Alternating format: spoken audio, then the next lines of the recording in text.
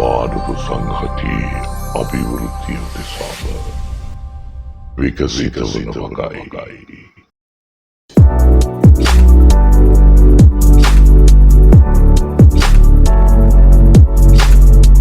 අයිබෝන් ආයමත් දවසක අපි මුණ ගැහෙනවා. තාපේ තවත් වැදගත් සම්දිස්ථානයක් ගැන කතා කරන්නේ තමයි තාප සම්ප්‍රේෂණය පිළිබඳව. අපි කලින් දේශනාවක කතා කළා තාප හුවමාරුව පිළිබඳව. එක් පදාර්ථයකින් තව පදාර්ථයකට තාපය ගලාගෙන යාම. අද අපි කතා කරන්න උත්සාහ කරන්නේ එක් තැනක ඉඳන් තව තැනකට තාපයේ සම්ප්‍රේෂණය වන ක්‍රමවේදය ගැන. තාප සම්ප්‍රේෂණය. තාප සම්ප්‍රේෂණය කිව්වහම O level කාලේ ඉඳන් අපිට දැනෙච්ච දෙයක්. සම්ප්‍රේෂණ ක්‍රමවේද තුනක් ගැන අපි ඉගෙනගෙන තියෙනවා. එකක් තමයි පළවෙනිම කාරණය තමයි තාපයේ සම්ප්‍රේෂණය වෙන්න පුළුවන් ක්‍රමවේදය සංනයනය. සංනයනය අපි මේකට ඉංග්‍රීසියෙන් කියනවා කන්ඩක්ෂන් කියලා. සංනයනය. ඒතර සංනයනය කියන්නේ මොකක්ද? අපි වෙන මේක ගැන කතා කරමු. දෙවෙනි ක්‍රමවේදය තමයි සංවහනය.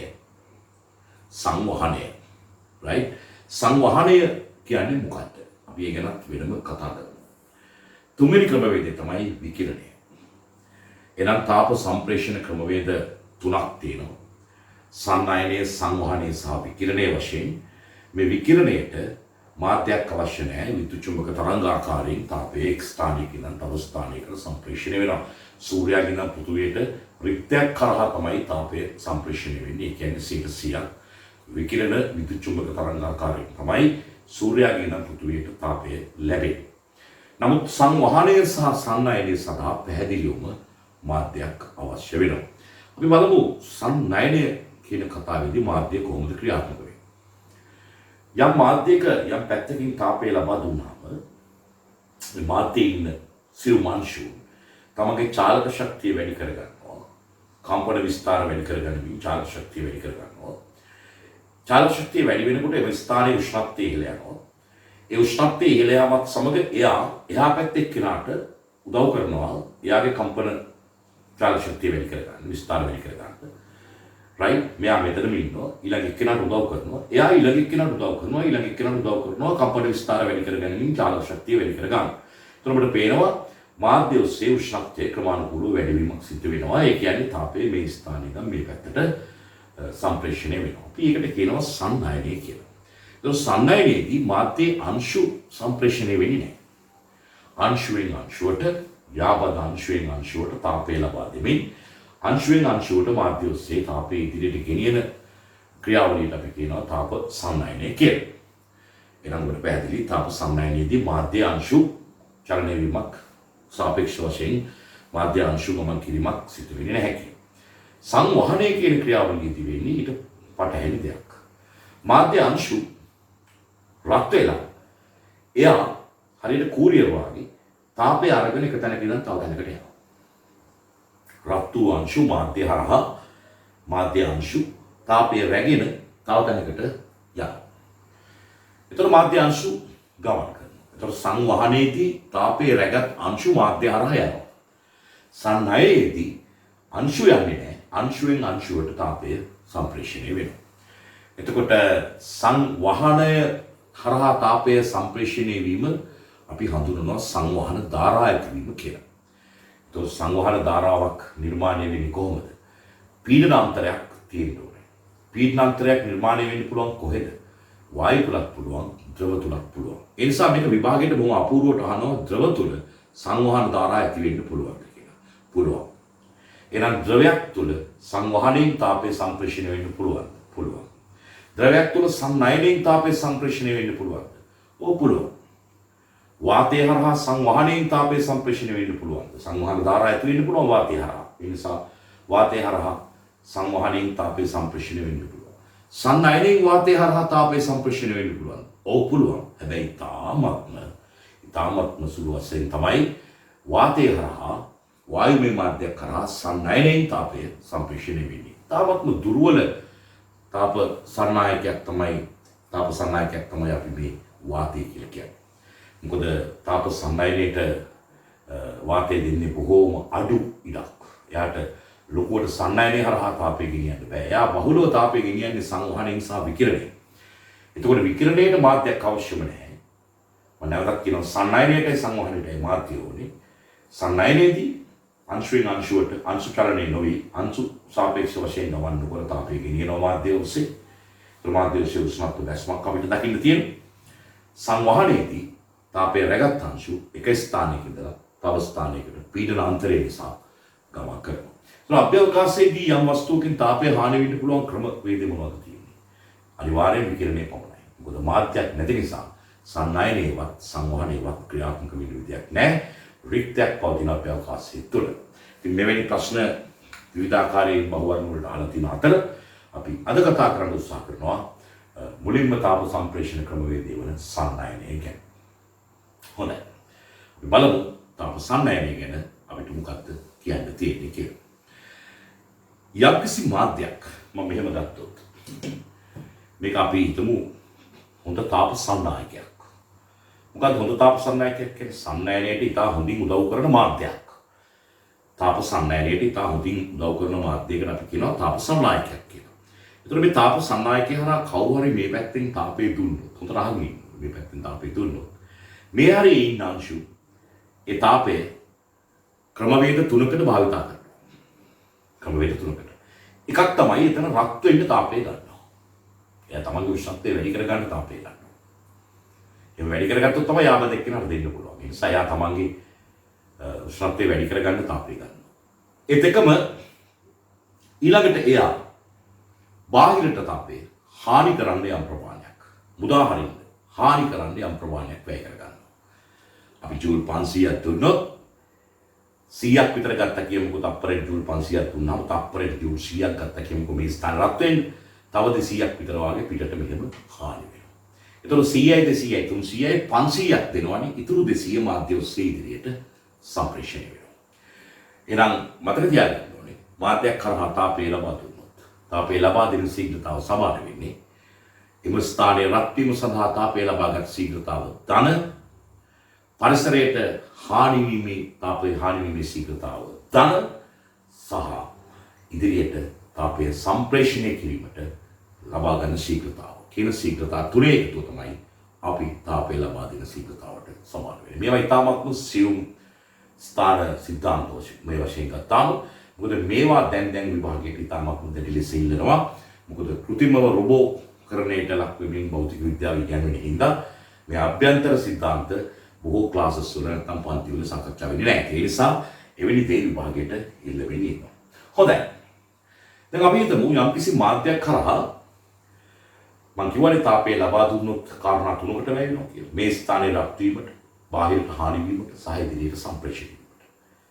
ඉදිරියට සම්ප්‍රේෂණය වීමට, බාහිරට හානි වීමට සහ මේ ස්ථානයේ රත් වීමට. ඔබ අහලා තියෙනවා අනවර්ත වෙනවා කියලා. අනවර්ත වෙනවා කියලා. මොකද්ද මේ අනවර්ත වෙනවා කියන්නේ? අනවර්ත වෙනවා කියන්නේ මේ ස්ථානයේ රත් වෙන්න තවදුරටත් තාපය ගන්නෙ නැහැ කියන එක. මේ ස්ථානයේ රත් වෙන්න තවදුරටත් තාපය ගන්නෙ නැත්නම් අපි කියනවා මේ ස්ථානය දැන් අනවර්ත වෙලා තියෙනවා. එහෙනම් අනවර්ත වෙනවා කියන එක අදහස් වෙන්නේ මොකද්ද? එතන උෂ්ණත්වය නියත වෙනවා. රත් වෙන්නේ නැහැ කියන්නේ උෂ්ණත්වය නියත වෙනවා. රයිට් උෂ්ණත්වය නියත වෙනවා. එමනම් උෂ්ණත්වය නියත වුණාට පස්සේ තාපය ලබා දෙන ශීඝ්‍රතාව දැන් වැය වෙන්නේ කාරණා දෙකකට. එකක් තමයි ඉදිරියට සම්ප්‍රේෂණය වෙන්න වැය වෙනවා. අනික පරිසරයට හානි වෙන්න වැය වෙනවා. එතකොට අනවර්ත තත්ත්වයටපත් වූ මාධ්‍යයක් කරා තාපය ලබා දීමේදී එය ක්‍රියාවලිය දෙකකට වැය වෙනවා. බොහොම සරලයි. හරි බොහොම සරලයි. මේවා ඉතාමත්ම පැහැදිලිව තේරුම් ගන්න පුළුවන්. ඉතා හොඳින් අහලා ඉතා අපූර්වට තේරුම් ගැනීමක් තමයි දරුවෝ කරන්නේ. හොඳයි. එතකොට මේ විදිහට ගත්තාම මෙතනත් අනවර්ත වෙලා මාධ්‍ය ඔස්සේ දිගටම අනවර්ත වුණොත් මේ මාධ්‍ය ඔස්සේ කිසිම තැනක තමන් රත් වෙන්න තාපය ගන්න නැහැ. තමන් රත් වෙන්න ගන්න නැහැ. ඒ වුණොත් මෙහෙන් දෙන ශීඝ්‍රතාව මේක දිගේ ඉදිරියට සම්ප්‍රේෂණය වෙන ශීඝ්‍රතාව සහ පරිසරයට හානි වීමට වැය කරන ශීඝ්‍රතාව කියන සාධක දෙකට සමානයි. හොඳයි අපි තව චුට්ටක් ඉදිරියට යමු. හොඳින් අවුරලා තියෙනවා. අවුරලා කියන්නේ මොකක්ද? තාප පරිවාරකයකින් වටේට ආවරණය කරලා තියෙනවා. මේක වටේට තාප පරිවාරකයක් යොදනවා. තාප පරිවාරකයක් ලෙස පාවිච්චි කරන්න පුළුවන් මොනවද? ලීකුඩු. රිජිෆෝ. රබර් වගේ දෙයක් පාවිච්චි කරන්න බෑ මොකද උණු වෙන්න පුළුවන් ඉන්න. ගෝණි වගේ දේවල්. ඉතාමත්ම දුර්වල තාප සන්නායකත්වයක් පෙන්වන දේවල් තමයි අපි තාප පරිවාරක හැටියට මේක වටේ උතන්නේ. ඒතර ඒක හරහා තාප පරිවාරක නිසා සන්නායකතාව ඉතාම දුර්වලයි. ඒ වගේ ඒ නිසා ඒක හරහා එළියට තාපය හානි වෙන්නේ නැහැ. දැන් එහෙනම් මොකද වෙන්නේ? අපි තාපය ලබා දුන්නොත් වටේට හොඳට අවුරලා නම් තියෙන්නේ. තාපය හානි වෙන්න බෑ. මේක දිගටම අනවරතත් වෙලා නම් තියෙන්නේ. තාපය රත් වෙන්න ගන්න බෑ. එමනම් ලබා දෙන ශීඝ්‍රතාව කෙලින්ම සමාන වෙනවා මේක දිගේ සම්ප්‍රේෂණය වන ශීඝ්‍රතාවට. ඒ නිසා තමයි අපි කියන්නේ රත් වෙච්ච දණ්ඩක් අනවරත තත්ත්වයටපත් වුණාට පස්සේ හොඳින් අවුරලා තියෙනවා නම් තාපයේ ලබා දෙන ශීඝ්‍රතාව දණ්ඩ දිගේ තාපයේ සම්ප්‍රේෂණය වන ශීඝ්‍රතාවට සමානයි කියලා අපි ඉගෙන ගන්න. දැන් ඔබට පුළුවන් මේ දකින්න මේ බෝඩ් එකේ මම ඇඳලා තියෙනවා දණ්ඩක්. මේ තියෙන්නේ දණ්ඩ. ඒ දණ්ඩේ හරස්කඩ වර්ග ඵලයේ කැපිටල් A. රයිට්. ඔබට පේනවා මේ ස්ථානෙත් කැපිටල් A. ඒතර මේ දණ්ඩ තමයි මේ තියෙන්නේ. මෙහෙම. ඒකට දණ්ඩේ මේ ස්ථාන දෙකක් මම අරන් තියෙනවා දිගේ පරතරයේ. ඒ ස්ථානවල උෂ්ණත්වය T3 සහ T4 කියලා මම ලකුණු කරලා තියෙනවා. එතන මේ ස්ථාන සිදුරු කරලා ඒ සිදුරු වලට උෂ්ණත්වමාන වසන්න ඕන. ඒ උෂ්ණත්වමාන වසලා තියෙනවා. එතකොට ඒ සිදුරත් උෂ්ණත්වමානයත් අතර හිස් අවකාශය අපි ගොඩක් වෙලාවට රසදිය වලින් පුරවනවා හේතුව ඒ මාධ්‍ය සහ ඒත් එක්කම උෂ්ණත්වමානයේ පරිබේ ඉතා හොඳින් තාපජව ස්පර්ශ වීම සඳහා එසේ කරන ලද සිදුරු දෙකක් සම්පූර්ණ කරන සිදුරු දෙකක් තුල තියෙන උෂ්ණත්වමාන දෙකක් තමයි ඔබට මේ දකින්නට තියෙන්නේ. එතකම ඔබට පේනවා මම මේ ඉරියොදා ලකුණු කරලා තියෙන ප්‍රදේශයේ එකේ තියෙන තාප පරිවාරක වලින් වටේ අවුරලා තියෙන්නේ අවුරා ඇති දණ්ඩක් මේක. එතකොට අවුරා ඇති දණ්ඩක් නිසා මේක හරහා තාපයේ එළියට සම්ප්‍රේෂණය වෙන්නේ නැහැ දෙපැත්තට. එතකොට ඒකත් හරි. ඒකම θ1 තමයි මේ පැත්තේ දණ්ඩේ කෙලවරේ උෂ්ණත්වය. θ2 තමයි මේ පැත්තේ උෂ්ණත්වය. මම පහලින් කියලා දිනවා θ1 විශාලයි θ2ට වඩා. ඔබ දන්නවා ධාරාව හෙවත් ආරෝපණ ගලා යන්න විභවාන්තරයක් ඕනේ. ඔබ ඒක දන්නවා ප්‍රවාහයක් ගලා යන්න පීඩනාන්තරයක් ඕනේ. තාපය ගලා යන්න උෂ්ණත්වාන්තරයක් ඕනේ. දැන් උෂ්ණත්වාන්තරය ගොඩ නැගිනවා මෙතන θ1යි මෙතන θ2යි. ඒ නිසා θ1 ලොකුයි θ2ට වඩා. ඒ නිසා අනිවාර්යයෙන් මේ දණ්ඩ දිගේ තාපය දිගට ගලනවා.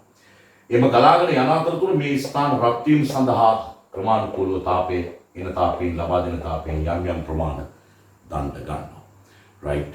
එසේ තාපය ගැනීම නිමවන්නේ මේ දණ්ඩේ ස්ථාන අනවරත වීමත් සමග. එහෙමනම් අපි හිතමු මෙහෙම අහුරලා තියෙන මේ දණ්ඩේ මේ පැත්තෙන් දැන් θ1 මේ පැත්තෙන් θ2 ඒ කියන්නේ මේ පැත්තෙන් තාපය මෙහාට ගලනවා. ටික වෙලාවක් යද්දී මේ θ3 සහ θ4 අචල උෂ්ණත්වයන්ට පත් වුණු අවස්ථාවක් ගැන හිතමු. ඒ කියන්නේ අනවරත තත්වයට පත් වූ අවස්ථාවක් ගැන හිතමු. එමනම් මේ දණ්ඩ හොඳින් අවුරා ඇති අනවරත වූ දණ්ඩක්. එකාකාරී හරස්කඩක් සහිත අනවරත වූ අවුරා ඇති දණ්ඩක්. එතකොට මේ දණ්ඩ දිගේ දැන් තාපය ගලා යන්නේ නියත ශීඝ්‍රතාවයෙන් ඒක මම Q බෙදීම T කියලා ගන්නවා. එතකොට Q බෙදීම T කියලා කියන්නේ මේ දණ්ඩ දිගේ මේ දිශාවට තාපය ගලා යන ශීඝ්‍රතාව. තාපය ගලා යන ශීඝ්‍රතාව. හරි සරලයි. right තාපය ගලා යන ශීඝ්‍රතාව. එතකොට ඒක මේ පැත්තෙන් තාපය ලබා දෙන ශීඝ්‍රතාවට සමාන වෙනවා. හේතුව අවුරලා තියෙන නිසා හානියක් නැහැ. අනවරත වෙලා තියෙන නිසා ඒ ස්ථාන රත් වීමට තාපය ගන්නේ නැහැ. right. එහෙම දණ්ඩක් අරගෙන ඔයගොල්ලෝ දණ්ඩ දිගේ උෂ්ණත්වය මැනලා මේ වගේ උෂ්ණත්වමාන කීපයක් දාලා මම දැන් දෙකයි දාලා තියෙන්නේ. උෂ්ණත්ව කීපයක් ওই විදිහට දාලා මාන උෂ්ණත්වමාන කීපයක් දාලා උෂ්ණත්වය මැනලා බැලුවොත් ඔයගොල්ලන්ට දකින්න ලැබෙන පුතා මේ විදිහේ සරල රේඛාවක්. දණ්ඩ දිගේ උෂ්ණත්වය සරල රේඛීයව බහිනවා. මේක විද්‍යාඥයෝ දැක්කා. සරල රේඛීයව බහින බව උන් දැක්කා. ඒ නිසා උන් හිතුවා පැහැදිලිවම ඒ නිසා මේක යම් අනුලෝම සමානුපාතික බවක් මේ තුල දකින්න ලැබෙනවා. ඒතර මේ ස්ථානයේ උෂ්ණත්වය θ1යි. ඒතර මේ ස්ථානයේ උෂ්ණත්වය θ2යි. එතකොට මේ දණ්ඩේ කෙළවරවල් දෙක අතර පරතරය L මම මෙතන තෙල් එකක් දාලා දිනවා අපි ඒකේ ඩෑෂ් එකක් කියමු. right. එතකොට මේ කෙළවරවල් දෙක අතර පරතරය L. එතකොට මේ ප්‍රස්ථාරය අනුක්‍රමණය වෙන්නේ θ1 ඍණ θ2 ඒ තමයි තීටා 1 ඍණ තීටා 2 බෙදීම L. ඒකට අපි කියනවා මේ දණ්ඩ හරහා තියෙන උෂ්ණත්ව අනුක්‍රමණය කියලා. එතකොට ඒ උෂ්ණත්ව අනුක්‍රමණය කෙනෙකුට ඕන නම් තීටා 3 ඍණ තීටා 4 බෙදීම L ඩෑෂ් කිනුත් ගන්න පුළුවන්. තව කෙනෙකුට ඕන නම් තීටා 1 ඍණ තීටා 2 බෙදීම L කිනුත් ගන්න පුළුවන්. ඒක නියත බව, ඒ දෙක සමාන බව මේ සරල රේඛීය ප්‍රස්ථාරයෙන් අපිට පැහැදිලිව පේනවා. මේ ලබාගත් නිරීක්ෂණයට අනුව විද්‍යාඥයෝ තීරණය කරනවා අනවර්ත තත්ත්වයට පත් වූ අවුරා ඇති එකාකාරී හරස්කඩක් සහිත මේ වගේ දණ්ඩක් තුළින් තාපයේ ගලා යන ශීඝ්‍රතාව Q බෙදීම T අනුලෝම සමානුපාතික වෙනවා දණ්ඩ හරහා තියෙන උෂ්ණත්ව අනුක්‍රමණයට.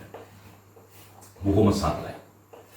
right? හැබැයි මේක වළංගු වෙන්න පොදින් අවුල්ලා තියෙන්න ඕන. ඒ වගේම දණ්ඩ ඒ ස්ථාන රත් වීම සඳහා තාපය තවදුරටත් නොගන්න තත්ත්වයක හේවත් අනුවර්ත තත්ත්වයට පත් වෙලා තියෙන්න ඕන.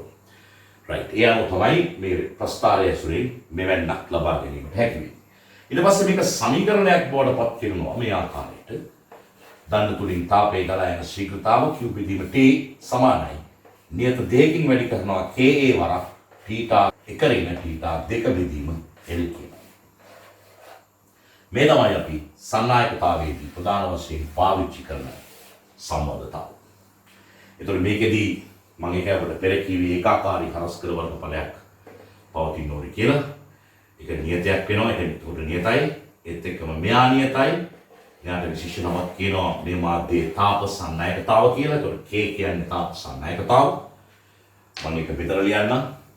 K කියලා කියන්නේ තාප සන්නායකතාව. තාප සන්නායකතාව.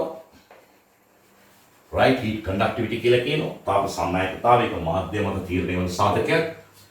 ඇත්තටම තාප සන්නායකතාව යම් ආකාරයකින් විද්‍යුත් සන්නායකතාවට යම් නෑකමක් දක්වනවා. මොකද තාප සන්නායකතාවටත් විද්‍යුත් සන්නායකතාවටත් දෙකටම නිදහස් ඉලෙක්ට්‍රෝන වල යම් සම්බන්ධයක් තියෙන හින්දා. ඒතකොට මේ දෙන්න යම් සමරූපී බවක් පෙන්වනවා. අපි ඉදිරියේදී පේපර් ක්ලාස් එකේදී වෙනි ගානක් සාකච්ඡා කරන්න බලාපොරොත්තු සමහර මේ සතියේ සාකච්ඡා කරන්න බලාපොරොත්තු වෙන ඔබ නිකන් මතක තියාගන්න තාප සන්නායකතාව සහ විද්‍යුත් සන්නායකතාව සාමාන්‍යයෙන් බොහෝ විට ටිකක් සමරූපී බවක් වෙනවා. විද්‍යුත් සන්නායකතාව වැඩි මාධ්‍ය වල තාප සන්නායකතාවක් වැඩි. right.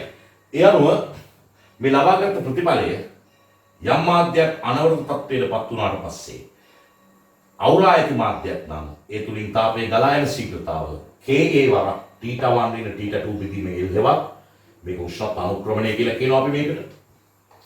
මේක එතකොට උෂ්ණත්ව අනුක්‍රමණය. right.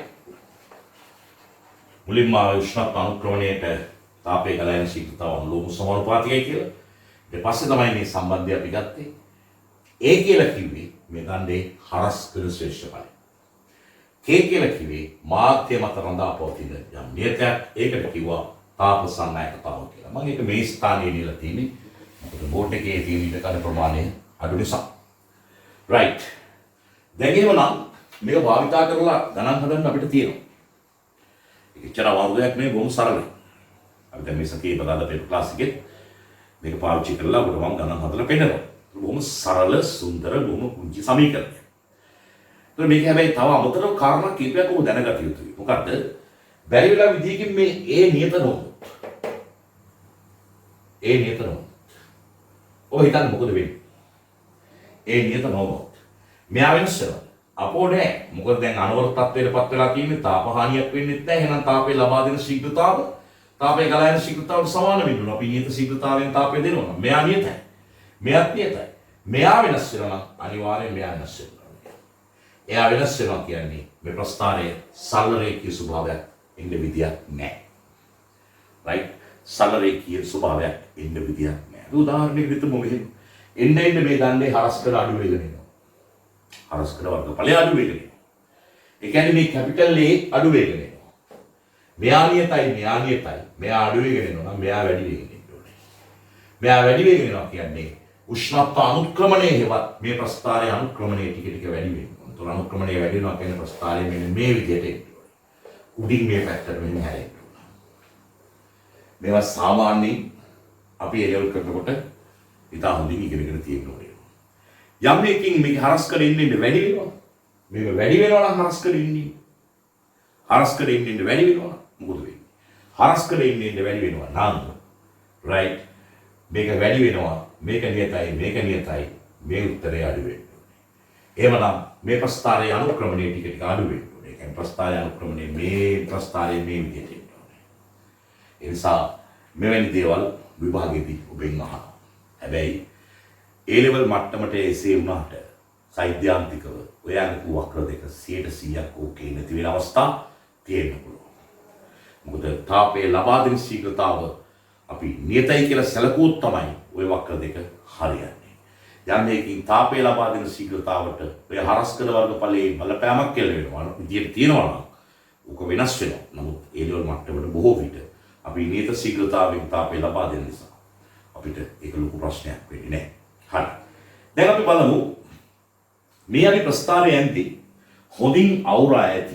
ඒ කියන්නේ තාප පරිවාරක ද්‍රව්‍යයකින් වටේ ආවරණය කරලා තියෙන අනවරත තත්ත්වයටපත් වූ. ඒ කියන්නේ මේ θ1යි θ2යි කාලයත් එක්ක වෙනස් වෙන්නේ නැහැ.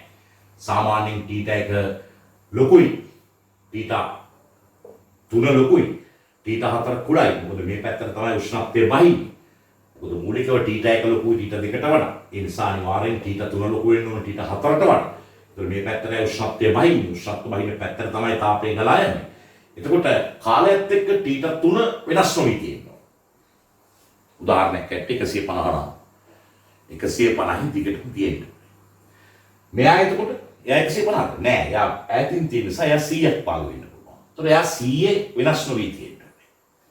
එම් කියනවා අපි කියනවා මේ පදාර්ථය නැත්නම් මේ මාධ්‍යය අනවරත වෙලා තියෙනවා. ස්ටෙඩි ස්ටේට් එකකටපත් වෙලා තියෙනවා කියලා කියනවා.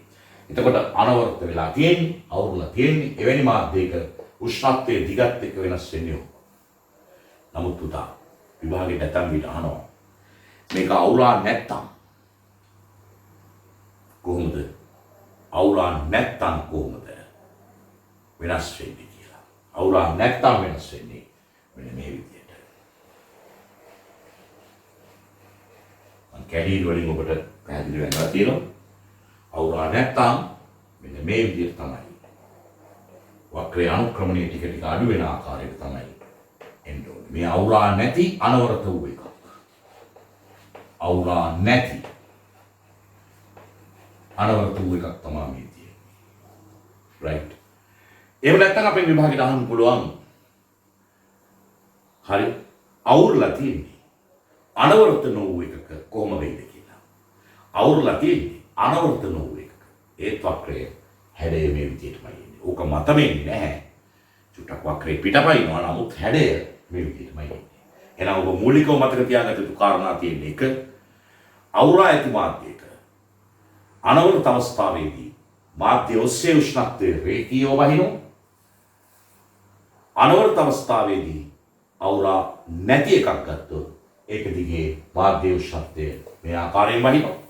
ඒත් එක්කම අනවරත තත්ත්වයටපත් වෙච්ච අවුරා නැති එකකුත් උහුමයි. අවුරා ඇති අනවරත නොවූ එකක හැසිරීමක් මාධ්‍ය ඔස්සේ උෂ්ණත්වය වෙනස් වෙන්නේ මේ ආකාරයට. මේ ප්‍රශ්න අතිශය වැදගත් වෙනවා. අපි දැන් ඊළඟට බලමු කොහොමද අපි මේ සිද්ධාන්තය පාවිච්චි කරන සරල සංසිද්ධීන් කීපයක් කොහොමද කියලා. රැඳී ඉන්න අපි ඒ ගැන සාකච්ඡා කරන්න සූදානම් වෙන්නේ. right.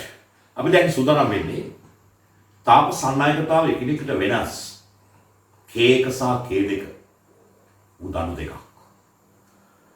තාප සන්නායකතාව එකිනෙකට වෙනස් K1 සහ K2 උදාහරණ දෙකක්. එකම හරස්කඩ වර්ගඵලයකින් යුක්තයි. අපි හිතමු මේ හරස්කඩ වර්ගඵලය කැපිටල් A කියලා. කැපිටල් A හරස්කඩ වර්ගඵලයකින් යුක්ත දණු දෙකක්. දිගවල් L1 සහ L2. මේ දෙක එක දිගට තිබ්බොත් අපි කියනවා ශ්‍රේණිගතව දණු සම්බන්ධ කරලා තියෙනවා කියලා. ප්‍රතිරෝධවල තියෙන ඒ වගේ ශ්‍රේණිගතව දණු සම්බන්ධ කරලා තියෙනවා. එහෙම කියන්න පුළුවන්. හරස්කඩ වර්ගඵලයේ වෙනස් වුණොත් මේ ප්‍රශ්නේ සංකීර්ණ වෙනවා. ඒ නිසා මේ වගේ ගණන් වලදී ඔයගොල්ලන්ට දෙන්නේ එකම හරස්කඩ වර්ගඵලයේ සහිත දණු දෙකක් නැත්නම් මාධ්‍ය දෙකක්. එතකොට මේ පැත්තේ උෂ්ණත්වය θ1, මේ පැත්තේ θ2. හොඳට අහගෙන ඉන්න. θ1 විශාලයි θ2ට. ඒ නිසා අනිවාර්යෙන් තාපය ගලා යන්නේ මේ පැත්තට. එහෙනම් මේක දිගේ තාපය ගලා යන්නේ මේ පැත්තට. අපිට පේනවා අවුරුලා තියෙන්නේ. තාපහානිය වෙන්න විදියක් නැහැ පරිසරයට. තාපහානියක් නැහැ. ඒත් එකම අනවර්ත තත්ත්වයකටපත් වෙලා තියෙන්නේ කියලා අපි හිතමු. අනවර්ත තත්ත්වයකටපත් වෙලා තියෙන්නේ. එහෙමනම් මේ දණ්ඩ දිගේ තාපය ගලා යන ශීඝ්‍රතාව Q බෙදීම T ම මේ දණ්ඩ දිගේ තාපය ගලා යන ශීඝ්‍රතාවට සමාන වෙනවා. එහෙම නැති වෙන්න බෑනේ. මේක දිගේ තප්පරයට ගලා යන තාප ප්‍රමාණය දෙවෙනි දණ්ඩ දිගේ තප්පරයට තාපය ගලා යන ප්‍රමාණයට Q බෙදීම T ට සමාන වෙනවා. එහෙනම් දණ්ඩු දෙකේම Q බෙදීම T එක හා සමාන වෙන්න ඕනේ. ඒතකොට මෙතන සංදියක් තියෙනවා. මේ සංදියේ උෂ්ණත්වය හොයන්න කියලා කිව්වොත් අපි T නෝට් කියලා ගත්තොත් අපිට සංදියේ උෂ්ණත්වය හොයන්න පුළුවන්. ගොඩක් වෙලාවට ගණන් වලදී ඇවිල්ලා තියෙන ඔය වගේ ප්‍රශ්න. ඒක අපි කරන්නේ මේ දණ්ඩට දානවා Q බෙදීම T සමානයි K වරක් θ1 දින θ2 බෙදීම L දැම්මාම එක දණ්ඩට දානවා. ඕම බලන්න. හරි ලේසි. දැම්මාම අපි මේක දාන්න කලින් උපකල්පනය කරනවා අනවරත තත්ත්වයකටපත් වෙලා තියෙන්නේ කියලා අහුවා තියෙන බවත් පැහැදිලිව පේනවා. රයිට්? එහෙනම් මේ දණ්ඩට දැම්මාම Q බෙදීම T සමානයි තාප සම්නයකතාව K1 පරස්කඩ A මේ දණ්ඩේ මේ කෙළවරේ උෂ්ණත්වය θ1 මෙහා කෙළවරේ උෂ්ණත්වය θ0 θ1 θ0 අඩු කරනවා බෙදන්න වෙනවා ඒ උෂ්ණත්ව දෙක ගත්ත අතර පරතරය වන L එකේ. ඕකෙන් මට හරහට වැඩි කළා Q බෙදීම T right බලන්න L එක බෙදීම K1 A සමාන කරන්න පුළුවන් θ1 ඍණ θ0.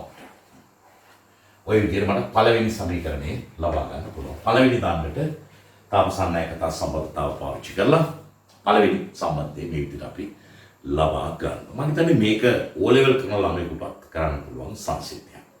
කොන් දෙකේ උෂ්ණත්ව දන්නවා නම් පරතරය දන්නවා නම් ශ්‍රේණිගතව තිබ්බොත් තාපයේ එකම ශීඝ්‍රතාවයෙන් කරනවා කියන එක දැන් මම කියලා දුන්නා.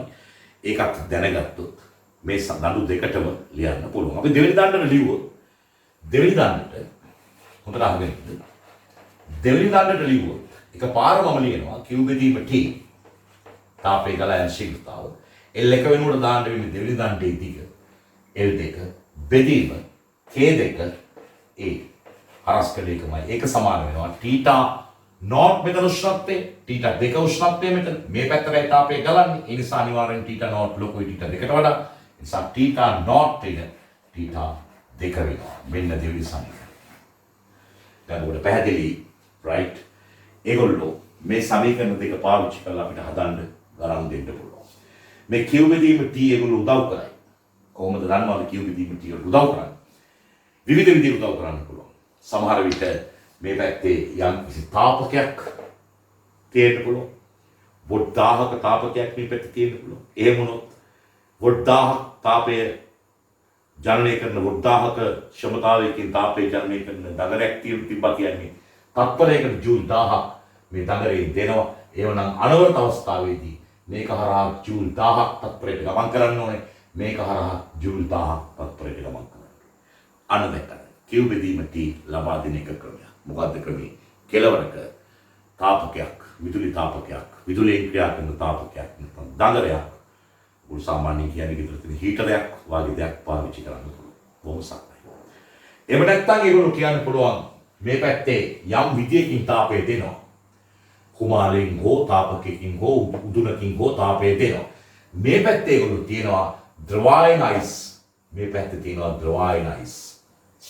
මොකක්ද ද්‍රවායන අයිස් කියන්නේ? වායුගෝලීය පීඩනයත් තියෙන ද්‍රවායන අයිස් කියන්නේ සෙල්සියස් බිඳුවේ තියෙන ජලයත් බිඳුවේ තියෙන අයිස් මිශ්‍ර වෙලා තියෙන පද්ධතියකට කියනවා ද්‍රවායන අයිස් කියලා. එහෙනම් මේ පැත්තේ ද්‍රවායන අයිස් තියෙන්න පුළුවන්. ඒගොල්ලෝ කියන්න පුළුවන් තත්පර එකකදී දිය වෙන අයිස් ප්‍රමාණය මෙච්චරයි කියලා. තත්පර එකකදී දිය වෙන අයිස් ප්‍රමාණය සමහරට ග්‍රෑම් 2යි 3යි වගේ දෙන්න පුළුවන්. දුන්නොත් ඔයගොල්ලන්ට ml වලින් හොයාගත්ත හැකි. තත්පරයකට දිය වෙන අයිස් ප්‍රමාණය ස්කන්ධයෙන් දාලා L වෙනුවට විලයනයේ විශිෂ්ට ගුප්තතාවය දාලා ඒ දෙක ගුණ කරලා හොයාගත්ත හැකි. තත්පරයකට මෙතනින් එළියට එන තාපය. ඒ තමයි Q බෙදීම T. ඒ කියන්නේ මේක දිගේ එන Q බෙදීම T මයි. එතකොට මේක දිගෙත් එන්නේ මොකද ශ්‍රේණිගත නිසා. දැක්කද? Q බෙදීම T තව ආකාරයකට දෙන්න පුළුවන්. ඒතර ඒ වගේ Q බෙදීම T විවිධාකාරයෙන් ලබා දෙන්න පුළුවන්කම තියෙනවා. Q බෙදීම T දීලා මේ මැද උෂ්ණත්වය අපෙන් අහන්න පුළුවන්. right? මැද උෂ්ණත්වය දීලා වෙන මොනවා හරි දෙයක් අපෙන් විමසන්න පුළුවන්. මේ සමීකරණ දෙක පාවිච්චි කරලා අපිට පුළුවන් වෙයි මේ මැද උෂ්ණත්වය හරි එහෙම නැත්නම් වෙන මොනවා හරි දෙයක් අපෙන් අහන දෙයට උත්තරයක් දෙන්න. සමහර විට මැද උෂ්ණත්වය දීලා කියු බෙදීම තිය අහන්න මොකක් හරි වෙන දෙයක් මේ ගාන ඇතුලේ තියෙන්න පුළුවන්. මොකද නොදන්නා පද එකක් ඉතුරු කරලා අනිත්‍යව ලබා දෙන්න පුළුවන්. ඒකම තමයි ඉතින් මේ අතට තියෙන්න පුළුවන් ඔය දඬු දෙක මේ අතට තියෙන්න පුළුවන්. දැනගත යුතු කාරණේ තමයි ශ්‍රේණිගත නම් අනවරත අවස්ථාවේදී දඬු දෙක හරහාම කියු බෙදීමට එක හා සමාන බව. right. එතකොට ඒක බොහොම සරල සංසිද්ධියක්. එතකොට අපිට පේනවා මම පහලින් තව තනි දණ්ඩක් හදලා තියෙනවා. තනි දණ්ඩ. මොකක්ද මේ? මේකට අපි කියනවා මේ දණු දෙක වෙනුවට දාන්න පුළුවන් තනි දණ්ඩට කියනවා සමක දණ්ඩ කියලා. සමක දණ්ඩ. ඒ සමක දණ්ඩේ තාපසන්නයකතාවට අපි කියනවා මේ පද්ධතියේ සමක තාපසන්නයකතාව කියලා. සමක තාපසන්නයකතාව. ඔබට මතක ඇති අපි සමක ප්‍රතිරෝධය ප්‍රතිරෝධ දෙකක් ශ්‍රේණිගතව දාලා සමක ප්‍රතිරෝධය සමාන්තරගතව දාලා සමක ප්‍රතිරෝධය ඒ වගේ දණු දෙකක් තියෙනවා තාපසන්නයකතාව වෙනස් වෙච්ච K1 සහ K2 තියෙන ඒක වෙනුවට තනි දණ්ඩක් දාන්න පුළුවන් නම් ඔය ක්‍රියාවලියම වෙන්න අපිට තනි දණ්ඩක් දාන්න පුළුවන්කම තියෙනවා නම් අපි ඒ දණ්ඩට කියනවා සමක දණ්ඩ කියලා. ඒ දණ්ඩ තනා ඇති ද්‍රව්‍යේ නැත්නම් ඒ දණ්ඩ තනන්න අවශ්‍ය වන ද්‍රව්‍යේ තාපසන්නයකතාවට කියනවා සමක තාපසන්නයකතාව කියලා. ඒ තමයි කියන්නේ. හැබැයි මේ දෙකෙන් වෙන දේම මෙතන වෙන්න ඕනේ. එහෙනම් මෙතන උෂ්ණත්වයේ θ1 වෙද්දි මෙතන θ2 වෙද්දි ගලන්නත් ඕනේ කියු බෙදීම T තාපෙමයි. ඒ කියන්නේ මේ එක් දඬු හරහා ගලා ගිය තාපේ ගලා ගිය ශීඝ්‍රතාව සමක දණ්ඩ හරහා තාපේ ගලා යන ශීඝ්‍රතාවට සමාන වෙනවා. එනම සමකේ හරහා තව එකක් ලියනවා. සමකේ හරහා ලියුවාම කියු බෙදීම T පේනවා. තාපසන්නයකතාවට දිහා බලාගෙන ලියන්නේ පරතරයේ මේල් එක ධන L2. දැන් මම මේක ගන්න මේ සමීකරණේ කියු බෙදීම T සමානයි K වරක් θ1 දින θ2 බෙදීම L කියන සමීකරණයෙන් තමයි ගන්නෙ. හැබැයි මම මේක දිහා බලාගෙන ලියනවා ටක් ගාලා. දිග වෙනුවට සමකේ දිග L1 ධන L2. හරස් කරන ශ්‍රේෂ්ඨ ඵලය කියන්නේ කැපිටල් A යි. හැබැයි සමකේ තාපසන්නයකතාව K එකවත් K දෙකවත් නෙවෙයි K. ඒක සමානයි. θ1 ඍණ θ2. මෙන්න තුන්වෙනි සමීකරණය. right. දැන් සමීකරණ තුනයි. පුතා දැන් ඔබට පුළුවන් මේ සමීකරණ දෙක එකතු කරන්න. මේ සමීකරණ දෙක එකතු කරාම ඔබට පේනවා මේ θ0 මේ θ0 කැපෙනවා. මේ θ0 කැපෙනවා. එනවා දකුණු පැත්තේ θ1 ඍණ θ2. මේ සමීකරණයේ තුන්වෙනි සමීකරණයේ දකුණු පැත්තේ θ1 ඍණ θ2. මේ දෙක එකිනෙක එකතු කළාම θ0 කපලා යනවා. මේ දෙකේ ප්‍රතිඵලය එකතු කිරීමේ ප්‍රතිඵල ලෙස θ1 ඍණ θ2 දකුණු පැත්තට එනවා. මේ සමීකරණයේ සමකේන ලියපු එකේ θ1 ඍණ θ2 දකුණු පැත්තට එනවා. දකුණු පැති දෙක සමාන කරපුවම පුතේ ඔයගලන්ට කියු බෙදීම T කපලයයි. කපලා ගිහිල්ලා කැපිටල් Kට උත්තරයක් ගන්න පුළුවන් වෙයි. K එකෙන් සහ K දෙකෙන්. මෙතන කැපිටල් A කපලයයි. මොකද සමකේ හරස් කරවන්න ඵලයක් කැපිටල් A කියලා අපි ගන්න නිසා මේක හරස් කරවන්න ඵලයක් කැපිටල් A. right. සමහර විට ගානක් කියන්න පුළුවන් හරස් කරවන්න ඵලෙ දෙකයි වූ දණ්ඩක් කියලා. එහෙමනොත් ඒ කපලා ගියාට යම් සංගුණකයක් ඉතුරු වෙයි. නමුත් මම මෙතන ගත්තේ සමකය කියන එක නිසා මම තෝරගත්තේ මේ දණු දෙකේ හරස් කර වර්ග ඵලයේ හැමම සමක දණ්ඩෙත් හරස් කර වර්ග ඵලයේ ලෙස දණු දෙකේ දිගේ එකතුව සමක දණ්ඩේ දිග ලෙස සමක තාපසන්නයකතාව විතරක් මම K කියලා ගත්තා. මෙතන මැටීරියල්ස් දෙකක් තිබ්බා. ඒ වෙනුවට මම තනි මැටීරියල් එකක් යූස් කරා. එච්චරයි විතර තිබුණු වෙනස. ඒ අනුව මේ දණ්ඩටයි මේ දණ්ඩටයි සමීකරණ දෙක ලියලා එකතු කිරීමෙන් ලබා ගන්නා වූ ප්‍රතිඵලය සමකයට ලියපු ප්‍රතිඵලයේ දකුණු පැත්තට සමාන වෙනවා. මේකේ වම් පැත්තේ අර ප්‍රතිඵල වල එකතු සමාන කරලා බලන්න විතර ඉන්නකොට එතකොට මොකද වෙන්නේ? මේ A එහෙම කපලා ගිහලා K වලට උත්තරයක් ගන්න පුළුවන්කම තියෙනවා. ඒකට අපි කියනවා මේ පද්ධතියේ සමක තාපසන්නයකතාව කියලා. බොහොම සරලයි. right. බොහොම සරලයි. හරිද? right. එවනම් අපි මේ කතා කළේ ශ්‍රේණිගත පද්ධතියක සමක තාපසන්නයකතාව ලබා ගන්න විදිය. අපි ඊළඟට බලමු සමාන්තරගත පද්ධතියක කොහොමද සමක තාපසන්නයකතාව ලබා ගන්නේ කියලා. රැඳී ඉන්න. හරි.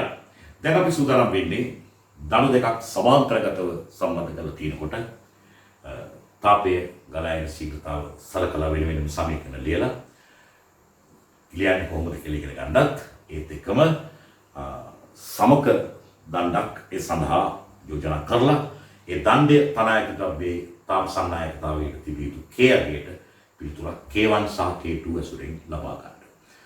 ඔබට මතක ඇති ශ්‍රේණිගත අවස්ථාවේදී අපි ගත්ත එකම හරස්කඩ වර්ගඵලය සහිත දිග වෙනස් දණු දෙකක්. ශ්‍රේණිගත අවස්ථාවේදී ගත්තේ. හැබැයි සමාන්තරගත අවස්ථාවේදී අපි ගන්නේ දිග සමාන හරස්කඩ වර්ගඵල එකිනෙකට වෙනස් දෙකක්. මෙයාගේ හරස්කඩ වර්ගඵලය කැපිටල් 1, මෙයාගේ හරස්කඩ වර්ගඵලය කැපිටල් 2. ඒ අනුව සමකයේ හරස්කඩ වර්ගඵලය වෙන්න ඕනේ A1 ධන A2. මෙයාගේ දිගත් L මේ දණ්ඩේ වටේට අවුල්ලා තියෙන්නේ. මෙයාගේ දිගත් L එකක් වටේට අවුල්ලා තියෙන්නේ. අපි හිතමු අනවර තත්ත්වයක මේ දණ්ඩ පත් වෙලා තියෙන්නේ කියලා. එhmenan අපිට පුළුවන් පළවෙනි දණ්ඩට මේ සම්බන්ධය ලියන්න පළමු දණ්ඩට. right ලිව්වහම පළමු දණ්ඩේ කෙළවරක උෂ්ණත්වය θ1 θ2 තමයි දෙපැත්තේ උෂ්ණත්වය. මේක හරහා තාපයේ ගලා යන ශීඝ්‍රතාව අපි q බෙදීම t1 කියලා ගමු. පළවෙනි දණ්ඩ නිසා q බෙදීම t1. එහෙනම් q බෙදීම t1 පළමු දණ්ඩ හරහා තාපයේ ගලා යන ශීඝ්‍රතාව සමාන වෙනවා තාප සංනායකතාව k1 a1 බෙදීම උෂ්ණත්වාන්තරයේ θ1 ඍණ θ2 හරි ලේසි බෙදීම ඒ උෂ්ණත්වාන්තරයේ මැනගත් ලක්ෂ දෙක අතර පරතරය L. ඒකට අපි කියන උෂ්ණත්ව අනුක්‍රමණය θ1 ඍණ θ2 බෙදීම L ට කියන උෂ්ණත්ව අනුක්‍රමණය කියලා. පළවෙනි එකට අපි ලියලා ඉවරයි. right අපි ඒක පළවෙනි සමීකරණය කියලා දාමු. ඒ වගේම දෙවෙනි දණ්ඩට ලියන්න පුළුවන්. right දෙවෙනි දණ්ඩට ඒකට ලියුවොත් එහෙම බලමු මොකද වෙන්නේ කියලා. දෙවෙනි දණ්ඩේ තාපයේ ගලා යන ශීඝ්‍රතාව අරක නෙවෙයි ඒක q බෙදීම t2 කියලා ගමු අපි. right q බෙදීම t2 එහෙනම් q බෙදීම t2 සමානයි දෙවෙනි දණ්ඩේ තාප සංනායකතාව k2 හරස්කඩ ශේෂ්ඨඵලයේ 2 දණ්ඩේ හරස්කඩ වර්ගඵලයේ a2. නමුත් ඒ දණ්ඩ තියෙන්නේ උෂ්ණත්ව දෙක θ1 සහ θ2 අතර. ඒ නිසා යා උෂ්ණත්ව කෙලවර දෙක අතර විස θ1 θ2 පරතරය Lමයි. අපි මේකට ලියනවා දෙවෙනි සමීකරණය. ළමයි හිතනවා හැම වෙලේම උෂ්ණත්ව අනුක්‍රමණය ලියන්න පුළුවන් දණ්ඩේ කෙලවරවල වල උෂ්ණත්ව දානවා නම් විතරයි කියලා. නෑ. දණ්ඩේ මැද ස්ථාන දෙකක උෂ්ණත්ව දානවා. දැනගත්ත ස්ථාන දෙක අතර පරතරයේ සිම්පල් එකක් දන්නවනම් අපිට ඒ උෂ්ණත්ව දෙක අතර අන්තරය L ගෙන් බෙදලා උෂ්ණත්ව අනුක්‍රමණය ගන්න හැකියි. right ඒ නිසා ඔබ කෙලවර වල උෂ්ණත්ව හැම වෙලේම අවශ්‍ය වෙන්නේ නැහැ. කෙලවර වල උෂ්ණත්ව තිබුණොත් ඔබට කෙලවර වල උෂ්ණත්ව අතර වෙනස දණ්ඩේ මුළු දිගින් බෙදලා අනුක්‍රමණය කියන්න පුළුවන්. ඒකම මැද ස්ථාන දෙකක දාන්නවනම් ඒ දෙක අතර වෙනස ලක්ෂ දෙක අතර පරතරයෙන් බෙදලා උෂ්ණත්ව අනුක්‍රමණය ලිවීමේ හැකියාව තියෙනවා. right එක සහ දෙක සමීකරණ. ඊට පස්සේ මම සමකයට ලියනවා. දන්නවා සමකය ඕකම වෙන්න නම් මේක හරස්කඩ වර්ගඵලයේ හොම් වෙන අතර සමකයේ දිග L වෙන්න ඕන. ඔබ දන්නවද? සමකයේ හරහා දැන් තාපයේ ගලා යන ශීඝ්‍රතාව මේ දෙකෙන්ම තාපයේ ගලා ගිය ශීඝ්‍රතාව වල එකතුවට සමාන වෙන්න ඕනේ. q බෙදීම t1 ධන q බෙදීම t2 වෙන්න ඕනේ. දෙකේ එකතුව තමයි සමකයේ හරහා තාපයේ ගලා යන ශීඝ්‍රතාව. එයි මේ දණු දෙක මගින් වෙන වෙනම තාපයේ ගලා ගිය යම් ශීඝ්‍රතාවලි යම් ශීඝ්‍රතාවලි. ඒ නිසා එයාලට එක්කෙනෙක් දානවා නම් ඒ ශීඝ්‍රතාව දෙකේ එකතුව සමකයේ හරහා තාපයේ ගලා යන ශීඝ්‍රතාවට සමාන වෙන්න ඕනේ. එවනම් අපි සමකයට දැම්මොත් q බෙදීම t වෙනකොට දැන් q බෙදීම t ආගෙන දෙකක් එනවා. right මේ q බෙදීම t එක දාන q බෙදීම t දෙක සමානයි සමකයේ තාප සංනායකතාව k කියලා ගත්ත හරස්කඩගේ එක දාන දෙක. right වැඩි කිරීම උෂ්ණත්වාන්තරයේ ඉන්නේ θ1 වෙන්න ඕනේ මේ පැත්ත θ2 වෙන්න ඕනේ නැත්නම් සමකය වෙන්නේ නැහැ. ඒ නිසා උෂ්ණත්වාන්තරයේ වෙන්නේ θ1 ඍණ θ2 බෙදීම Lමයි. ඔන්න ඔය විදිහට තුන්වෙනි සමීකරණයක් අපිට පුතේ ලැබෙනවා. ඒ නිසා සමීකරණ තුනක් අපිට ගන්න පුළුවන්කම ලැබෙනවා. කොහොමද ගත්තේ? පළවෙනි දණ්ඩට ලිව්වා q බෙදීම t සමානයි ka වරක් θ1 වෙන θ2 බෙදීම L. දෙවෙනි දණ්ඩට ලිව්වා q බෙදීම t සමානයි ka වරක් θ1 වෙන θ2 බෙදීම L. දෙකේ k වෙනස් වුණා. හරස්කඩ a වෙනස් වුණා. a k දෙක වශයෙන් L බියතව තිබුණා. හැබැයි කෙලවරේ දෙකලවර උෂ්ණත්ව බියතව තිබුණා θ1 සහ θ2 වශයෙන්. ඒත් එකම දෙක හරහා තාපයේ ගලා යන ශීඝ්‍රතාව සමාන වෙන්නේ නැහැ. Q බෙදීම T1 හා Q බෙදීම T2 වශයෙන් දඬු දෙක හරහා තාපය ගලා යන ශීඝ්‍රතාව වෙනම වෙනස් සංඥාවක් ගත්තා. හැබැයි ශ්‍රේණිගත අවස්ථාවේදී ඔබට මතකයි දඬු දෙක දිගේම නියත ශීඝ්‍රතාවයෙන් තාපය ගලාගෙන යස් සමාන ශීඝ්‍රතාවයි. ඉන්පසු අපි මේ සමීකරණ දෙක ලිවීමෙන් පසු ඔබට පේනවා සමකය ගත්තා. සමකයේ ඉන්නත් ඕනේ θ1 සහ θ2 උෂ්ණත්ව අතර සමකයේ දිග මේ පද්ධතිය දිගට සමාන වෙන්න ඕනේ. සමකයේ හරස්කර වර්ගඵලය මේ පද්ධතිය දිගේ හරස්කර වර්ගඵල වල එකතුවට සමාන වෙන්න ඕනේ. ඒ අනුව තුන්වෙනි සමීකරණය ඔබට දැන් Q බෙදීම T1 මෙතෙන් ආදේශ කරන්න පුළුවන්. Q බෙදීම T2 මෙතෙන් ආදේශ කරන්න පුළුවන්. ඒව ආදේශ කළාට පස්සේ θ1 රින θ2 බෙදීම L කියන පද්ධතියම කැපෙයි. θ1 රින θ2 බෙදීම L කියන පද්ධතිය පද තුනකටම ඒවා කැපෙයි. කැපුණාට පස්සේ ඔබට K ට උත්තරයක් ගන්න පුළුවන් වෙයි. K1 K2 සහ A1 A2 වගේ මත ඇසුරින්. මේව තමයි පහුගිය විභාග කාලවල විභාගයට අහලා තිබු ලොකු දැවැන්ත ප්‍රශ්න. එහෙනම් ඔබ ගෙදරදී ඔබේ නිවෙසේදී ඔබ මහන්සි වෙලා K වලට උත්තරයක් මේ සමාන්තරගත පද්ධතිය සඳහා ලබා ගත යුතුයි. ඒ ඔබේ වගකීම, මගේ වගකීම. ඒ සඳහා ඔබට මඟ පෙන්වීම පමණයි. රැඳී ඉන්න අපි ඊළඟට මොකද කරන්නේ කියලා බලමු. හරි. සන්නායකතාව ගැන කතා කරද්දී තව වැදගත් කාරණයක් තියෙනවා. සර්ල් උපකරණය පාවිච්චි කරලා විද්‍යාගාරයේදී සිලින්ඩරාකාර දණ්ඩක තාප සන්නායකතාව සෙවීම. ඔබ දන්නවා අපේ ක්‍රමවේදය අනුව අගෝස්තු මාසයෙන් පස්සේ අපි ප්‍රැක්ටිකල්ස් වලට යම් වැඩසටහනක් හදලා තියෙනවා. ඒක යටතේ ඔබ පෝෂණය කරනවා ප්‍රැක්ටිකල් සම්බන්ධව 40 ගානම සම්බන්ධව. ඒ නිසා ප්‍රැක්ටිකල් සම්බන්ධව මම සිද්ධාන්ත පිළිබඳව අවබෝධ කරන මේ දේශනවලදී කිසිවක් කියන්නේ නැහැ. මොකද ඒ මොනොත් අපිට දිගු වේලාවක් මේ දේශන පවත්වාගෙන යන්න වෙනවා. ඒක මටත් අපහසුයි, නරඹන ඔබටත් අපහසුයි. ඒ නිසා අපි සිද්ධාන්ත ගැන විතරයි අවධානය යොමු කරවන්නේ විශේෂයෙන් මේ දේශන මාලාව හරහා. මම මෙතනදී මුලින්ම තෝරගත්ත තාප සන්නායකතාව අර්ථ දක්වන්නේ කොහොමද කියලා. තාප සන්නායකතාව අර්ථ දැක්වීම සඳහා අපි ওই සමීකරණය Q බෙදීම T සමානයි KA වරක් θ1 බෙදීම θ2 බෙදීම L කියන සමීකරණේ K මම උක්ත කරලා තියෙනවා. මේ තියෙනකොට පේනවා K උක්ත කරලා තියෙනවා.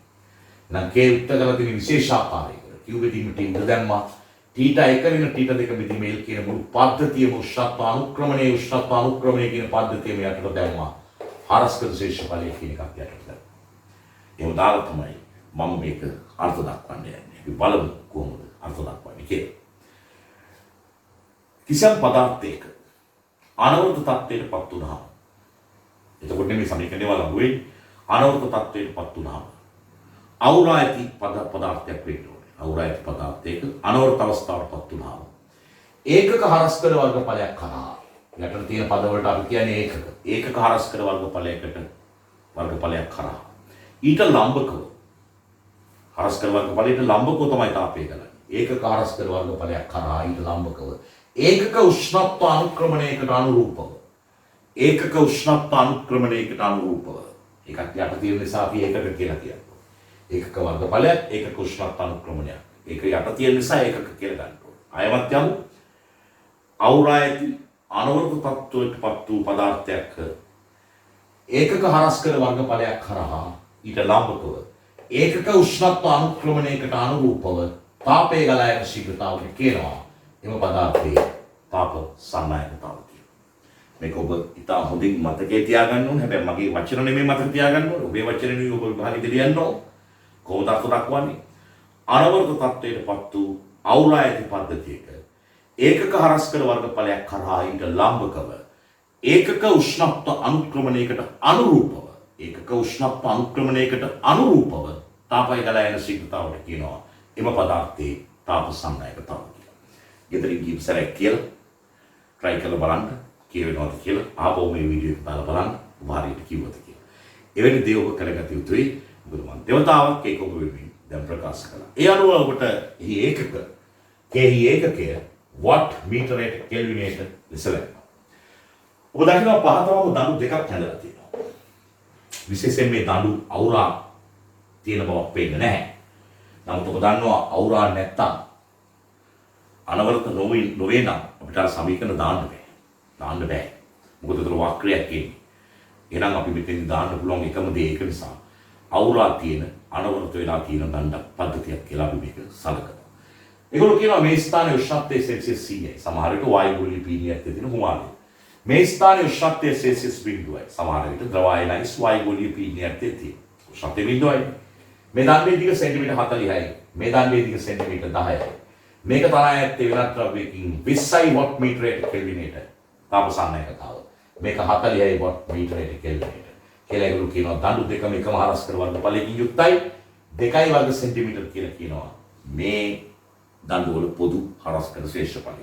මම හිතන්නේ හරස්කර ශේෂ්ඨඵලය අවශ්‍ය එකක් නෑ. සමහර විට අපි බලමු අපෙන් අහන්නේ මේ සංදියේ උෂ්ණත්වය කොහොමද හොයන්නේ?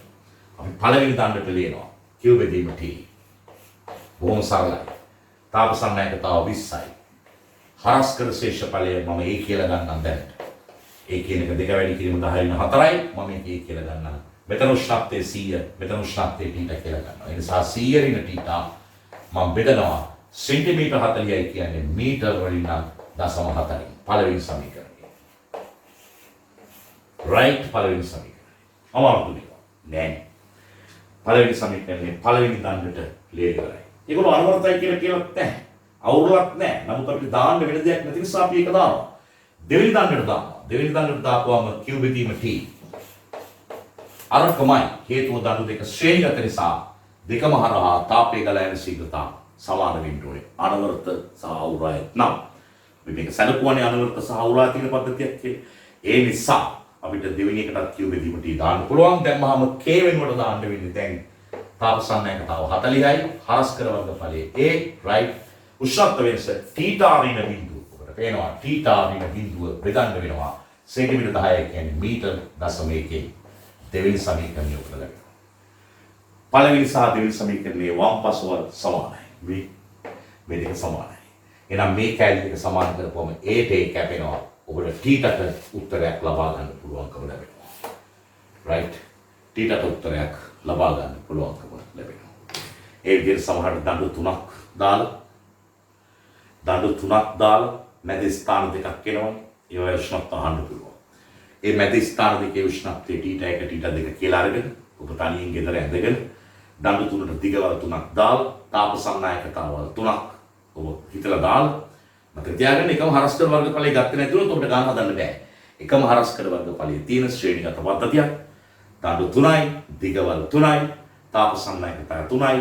හැබැයි පුතේ ශ්‍රේණිගත නිසා දඬු 3 හරහා තාපයේ ගලා යාමේ ශීඝ්‍රතාව Q බෙදීම T එක හා සමානයි. එසේ වන්නේ අනවර්ත සහ අනවර්ත වෙලා තියෙන අවුරා ඇති පද්ධතියක. ඔවුන් එසේ නොකියුවත් අපිට සිද්ධ වෙනවා එසේ කියලා හිතා සමීකරණ යොදා ඔය සංදි දෙකේ උෂ්ණත්ව ලබා ගන්න. මොකද සමීකරණ තුනක් ලියන්න පුළුවන්. Q බෙදීම T සමාන කරන්න පුළුවන්.